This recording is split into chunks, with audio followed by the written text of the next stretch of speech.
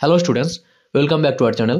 আজকে আমরা এবিটিএ প্রশ্নপত্রের 307 নম্বর পৃষ্ঠায় যে ইংরেজি প্রশ্নপত্রটা রয়েছে সেটা নিয়ে আমরা ধাপে ধাপে আলোচনা করছি। তোমরা আগে প্যাসেজটা পড়ে নিও। তোমাদের এখানে প্যাসেজটা দিয়েছে আওয়ার রানওয়ে গাইড, এখান থেকে দিয়েছে। প্যাসেজটা পড়ে নিয়ে তারপর ধাপে ধাপে অ্যান্সারগুলো দেখো। প্রথম question, every summer the narrator and her brother had some hobby. প্রত্যেক গ্রীষ্মে গল্পকথক এবং তার ভাইয়ের একটি শখ থাকতো। The sources of the above text is our runway kite. উপরের লেখাটি উৎস হলো our runway kite. Here the story teller is Philippa. এখানে গল্পকথক হলেন Philippa. The big half moon looked lovely during summer. গ্রীষ্মকালে বিগ হাফ মুনকে খুব সুন্দর দেখাতো। Claude was taught how to make kite by a boy who lived on the mainland. ক্লডকে ঘুড়ি বানাতে শেখায় মূল ভূখণ্ডে বসবাসকারী একটি ছেলে। Complete the following sentence with the information from the text. They pasted gold tinsel star all over the big red kite. তারা বড় লাল ঘুড়ির উপর সোনালি টিনসেলের তারার নকশা আটকে দিয়েছিল। Before Dick and Mimi came they were crazy about kites. Dick এবং Mimi আসার আগে তারা ঘুড়ির প্রতি খুব আসক্ত ছিল। They would play shipwrecked mariner signalling to each other with kites. তারা ডুবে যাওয়া নাবিকদের মতো ঘুড়ির মাধ্যমেও একে অপরকে সংকেত দেওয়ার একটা খেলা খেলতো। স্টেট দ্য এটা কি বলেছে, এটা তোমাদের ট্রু ফলস করতে বলেছে। প্রথম কোশ্চেন দেখো, the big lovely kite was covered with turquoise paper. এটা ফলস হবে। We had a kite that was big and covered with lovely red paper. বড় সুন্দর ঘড়িটি লাল কাগজ দিয়ে মোড়ানো ছিল। The kite was torn because Philippa elbow went through it. ঠিক আছে, এটাও ট্রু হবে, এটা ট্রু হবে। My elbow went clear through the kite making a big hole. ফিলিপার কনুইটা ঘড়ির মধ্য দিয়ে চলে গিয়েছিল, যার ফলে ঘড়িটি ছিদ্র হয়ে গিয়েছিল। এবারে পোয়েমটা দিয়েছে, তোমরা এখানে দ্য স্নেইল পোয়েমটা এখানে আছে, তোমরা কপি দ্বারা ভালো করে পড়ে নেবে, তারপর অ্যান্সারগুলো দেখবে। The snail has no fear of falling. শামুকের পড়ে যাওয়ার কোনো ভয় নেই। হোয়েন টাচ দ্য স্নেইল সিগ ইন্টু ইট সেল। ছোঁয়া লাগলে শামুক তার খোলকের মধ্যে সরে যায়। The snail considered as it treasure itself. শামুক মনে করে সে নিজেই তার সম্পদ। When the snail feels displeasure it retreats into the house. শামুক অসন্তুষ্ট হলে এটা তার খোলকের মধ্যে ফিরে যায়। Answer the following questions. এবার বলেছে দেখো, what does the snail stick two.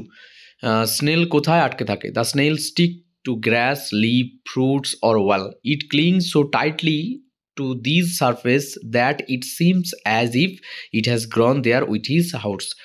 শামুক পাতা, ফল বা দেওয়ালের সঙ্গে শক্তভাবে আটকে থাকে। এটি এমনভাবে আটকে থাকে যেন তার খোলসহ সেখানেই সে জন্মেছে। What make the snail ডিসপ্লিজড।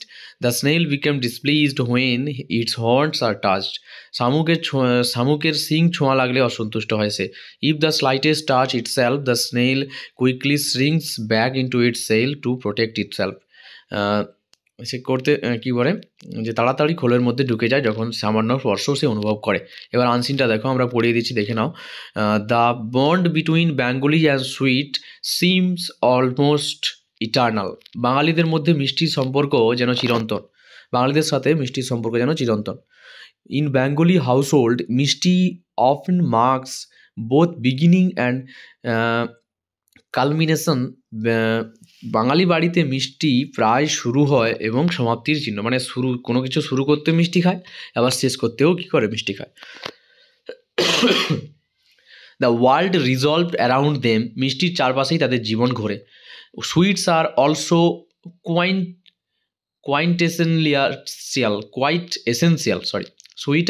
Quite essential part of Kolkata's culture. কলকাতার সংস্কৃতির একটি অবিচ্ছেদ্য অংশ হলো মিষ্টি। So ingrained is sweet in the city's ethos that some sweet shops now also sell diabetes-friendly variants of their classic offerings. মিষ্টি এতটাই কলকাতায় সংস্কৃতিতে মিশে আছে যে এখন কিছু মিষ্টির দোকান ডায়াবেটিস রোগীদের জন্য উপযুক্ত মিষ্টির সংস্করণও বিক্রি করছে। There is more to the mishti than meets the eye or for that matters one taste bird. মিষ্টির মধ্যে এমন কিছু আছে যা শুধু চোখে দেখা বা স্বাদের বিষয়ে সীমাবদ্ধ নয়। It also reflects the socio economic structure of West Bengal and state geographical পিসিউ কালচার, পিসিউ পিকুলারিটিস। এটি পশ্চিমবঙ্গের সামাজিক অর্থনৈতিক কাঠামো এবং রাজ্যের ভৌগোলিক বৈশিষ্ট্যকেও প্রতিফলিত করে। The history of sweets is even rooted in the science. মিষ্টির ইতিহাস বিজ্ঞানেও প্রথিত। Every individual sweet often has its own story of advent and apportions.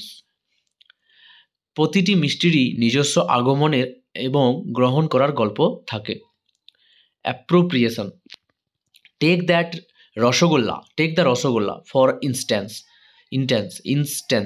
Even though Bengal has been awarded a GI tags for the juicy delight, the Rasagolla is spongier in Kolkata than in other parts of the state.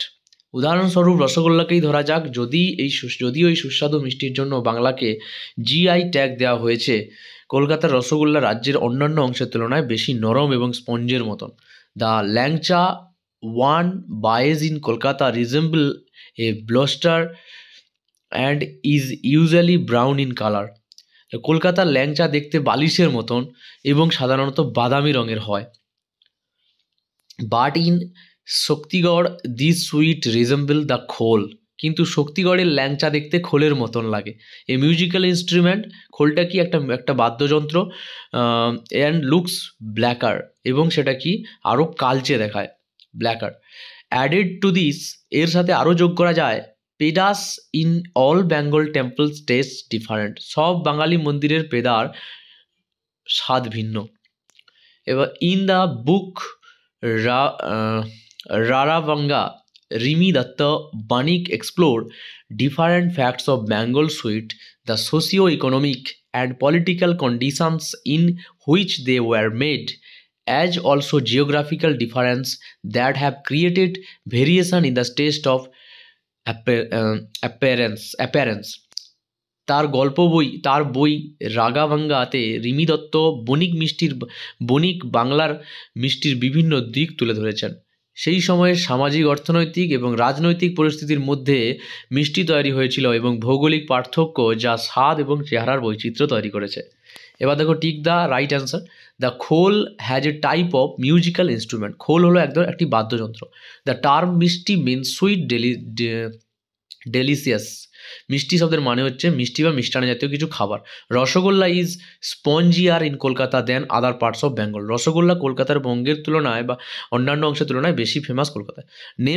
Name of Rimi Datta Banik books mentioned here is Rara Banga. এখানে উল্লিখিত রিমি দত্ত বণিকের বইটির নাম হলো Rara Banga. Rimi Datta Banik's books does not focus on religious variation. Rimi দত্তের বণিকের বইটা ধর্মীয় পার্থক্য নিয়ে আলোচনা করে না। The colour of langcha in Shaktigarh is black. শক্তিগড়ের ল্যাংচার রং কালো। এবার বলেছে true false.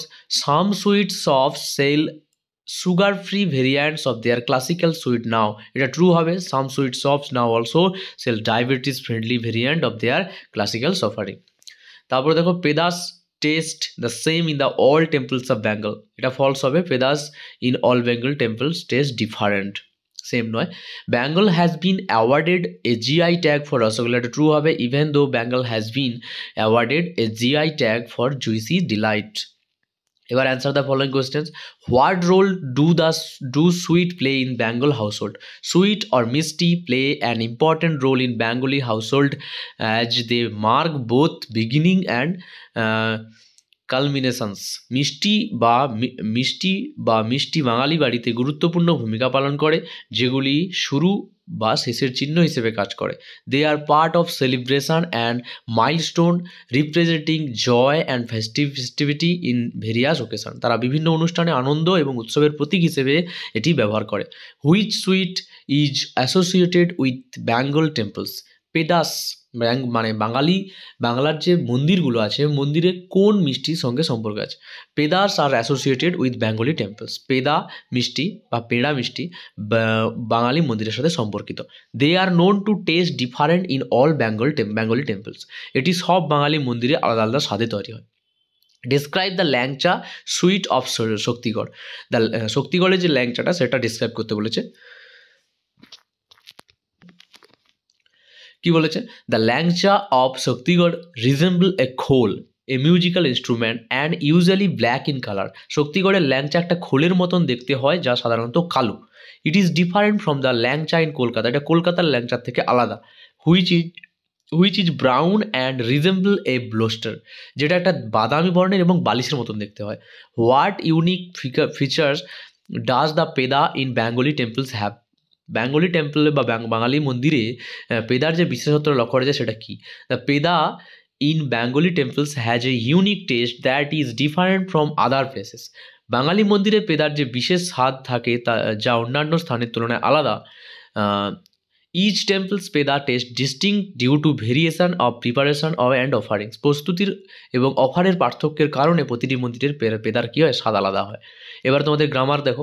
My friend Simran usually goes to স্কুলে, এখানে সবসময় যখন একটা কি বলে প্রতিদিনের ঘটনা বোঝাতে থাকে তা সেটা হবে প্রেজেন্ট ইনডিফিনাইট টেন্সে। তো এখানে গোজ হয়েছে, goes to school on cycle, but today he has got ready before 10 AM, কিন্তু আজকে সে কি করেছে, 10টার আগে তৈরি হয়ে গেছে। He was suppose to meet a person at the school gate by 10:30 AM, হ্যাঁ সে একটা স্কুলের গেটের সামনে একটা মানুষের সাথে দেখা করবে বলে। এবার দেখো তারপরে বলেছে তোমাদের ডু অ্যাজ ডিরেক্ট, এখানে আর্টিকেল প্রিপারেশন দিয়েছে। Most of the people think that I am an arrogant girl, বেশিরভাগ মানুষ আমাকে মনে করে আমি একজন অহংকারী মেয়ে, বাট ইন রিয়ালিটি, কিন্তু আমি সত্যি সত্যি বা বাস্তবে I am a very good at heart. তাহলে এখানে অ্যান, ইন আর অ্যাট, যে বাস্তবে আমি খুবই ভালো মেয়ে। এবার দেখো তোমাদের চেঞ্জ দ্য ভয়েস বলেছে প্রথমে। His behaviour shocked me, I was shocked by his behaviour. We all said may his soul rest in peace, we all prayed, এখানে প্রেড কেন হয়েছে, কারণ এটা প্রার্থনা বোঝাচ্ছে। May his soul rest in peace মানে হচ্ছে প্রার্থনা করা, কারোর মৃত ব্যক্তির উদ্দেশ্যে প্রার্থনা করা, ঠিক আছে, তার আত্মার শান্তি হোক। We all prayed that his soul, এখানে মে থেকে মাইট হবে, might rest in peace. Mister Das was the first person who raised the objection, make it simple, এটা সিম্পল করলে কী হবে, mister Das first raised the objection, ঠিক আছে। তারপরে দেখো choose the character, phrasal verb বলেছে, তো অমর্ত্য সেন এস্টাবলিশ থেকে সেট আপ হবে। ইউ লুক লাইক থেকে টেক আফটার হবে। সি ক্যান নট রিমেম্বার থেকে হবে কল আপ, ঠিক আছে। এবার আনসিন থেকে মিনিং খুঁজতে দিয়েছে। হ্যাজ এ সিমিলার অ্যাপিয়ারেন্স, এটা রিজেম্বল হবে অনুরূপ বা মাপের একই রকম দেখতে হওয়া। ডিপলি ওভেন মানে হচ্ছে ইনগ্রেইন্ড, গভীরভাবে বোনা বা স্থায়ীভাবে স্থিত হওয়া। এক্সাম্পল থেকে ইন্টেন্স হবে উদাহরণ। A disease of high blood sugar level, এটা হবে ডায়াবেটিস, উচ্চ রক্তচাপে শর্করার মাত্রা বৃদ্ধি। এবার রাইটিংটা দিয়েছে, write a paragraph on impacts on mobile phone on the student life, student লাইফে মোবাইল ফোনের গুরুত্বটা কী সেটা নিয়ে তোমাদের 100 ওয়ার্ডের মধ্যে একটা প্যারাগ্রাফ লিখতে হবে। আমি লিখে দিয়েছি, তোমরা পজ করে এটা তুলে নিও। পরের যে 8 দাগের কোশ্চেন কী বলেছে, write a story using a given hint, give a suitable title within, একটা স্টোরি দেওয়া আছে, এখানে হিন্ট দেওয়া আছে, সেই হিন্ট থেকে একটা স্টোরি লিখতে হবে এবং 100 ওয়ার্ডের মধ্যে, এবং একটা টাইটেল দিতে বলেছে। তাই এখানে আমি টাইটেল দিয়েছি দ্য ক্লেভার আর্টিস্ট, তোমরা এটা পজ করে তুলে নিও, ঠিক আছে। তারপরে দেখো 9 নম্বরে কী বলেছে, they write a biography of Mahasweta Devi, a Bengali writer, diplomat, activities and basis of following point. এখানে পয়েন্ট দেওয়া আছে মহাশ্বেতা দেবী যে তিনি লেখিকা ছিলেন, তার সম্বন্ধে তোমাদের একটা বায়োগ্রাফি লিখতে হবে, ঠিক আছে। আমি লিখে দিয়েছি, তোমরা এটা পজ করে তুলে নিও। আর বাকি ভিডিওগুলো দেখার জন্য এখানে 2টো প্লেলিস্ট আছে, প্লেলিস্ট থেকে তোমরা ভিডিওগুলো দেখতে পারো।